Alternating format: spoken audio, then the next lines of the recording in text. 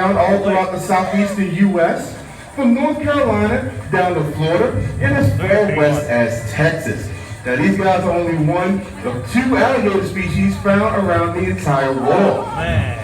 Now the other species is the Chinese alligator, which can grow to be about 5 to 6 feet in length. Now the American alligator, they can grow to be 9 to 10 feet in length for females, and for males they can grow to be 11 to 15. I know you may be wondering, what am I feeding these guys today? Well, I'm just handing out bits and pieces of chicken that's been sitting out for a few days. Now that's disgusting to us, but that's actually the way these guys prefer it. It's easier for them to digest, and they don't have to use as much energy to digest their food. Alright, now, here at the park, we have around 700 to 800 gators. Now people ask us all the time, how in the world do we make sure that every single one of them get fed? Well, these guys help us out in that matter. These guys are known as rotational feeders. So what that means is that the hungriest gators are going to be right below me, and the least hungry gators are going to be off at a distance. And that's to usually avoid fights with one another. Alright, now if I just so happen to toss any food to the gators that are further away, they won't hesitate to go after it. Along with being rotational, these guys are also opportunistic. So if a free meal happens to land right in front of them, they won't hesitate to go after it. Now, along with being opportunistic, these guys are also cannibalistic as well. So they won't hesitate to eat one of their own if they're hungry enough. All right, now, there's a couple questions that we get asked a lot. Are these guys real? Yes, they are. If I were to jump in here, that would probably be the last that you would see of me. They would tear me apart, no problem. All right, now, another question that people love to ask is, what is the difference between gators and crocs? So I'm going to explain a couple of those differences. And one of them you can actually test down here at the park, and that's their snouts. Now, gators have a broad U-shaped snout, and they have a bit of an overbite, so you can see their top set of teeth. Crocodiles, on the other hand, have a more narrow V-shaped snout, and you can see both sets of interlocking teeth on them. All right, now another difference is habitat. Now, gators and crocs can be found in freshwater habitats, but saltwater is the difference. Now, gators can go into saltwater, but they can only stay in there for a few minutes at a time, and that's because it gives them a really bad rash on their body.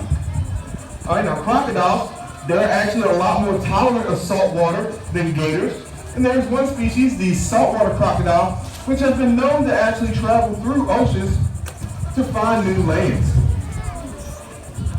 All right, now, another difference, or one more difference, is aggression. Now, believe it or not, gators tend to have a natural fear of people. And that's because these guys were almost hunted off the face of the earth at around 1960.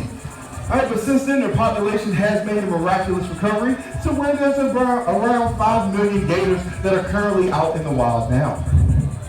All right, now crocodiles, they actually do not share that same fear of people. In fact, crocodiles have been known to go after people as a food source. So if anybody were to have a chance encounter with a croc out in the wild, it's best to get away from it as fast as you can, because it's more likely that they saw you before you even noticed that they were there, and they're currently in the process of hunting you. All right, now I am beginning to run out of food, so as you can see, some of these guys are actually jumping up very good, but none of them are doing what's called a pop sound, except for that right there. Now that pop sound that you heard, that's all the air escaping out of their mouth when they close their jaws. And that's a little over 2,000 pounds of pressure when they close their jaws. So that's the ability to break any bone in my body, especially my thigh bone, or anybody's thigh bone, which is their strongest bone. And depending on how big they are, they can even crush concrete with their jaws. So now I'm down to my final piece, so I'm going to see if I can find another gator to do a good pop for us. Now I got Mr. Reliable right here, if he'd like to turn around and jump up for me one more time. All right, come on, you let everybody just walk all over you, you're supposed to jump up. All right, so I guess I'll go with the big guy right here.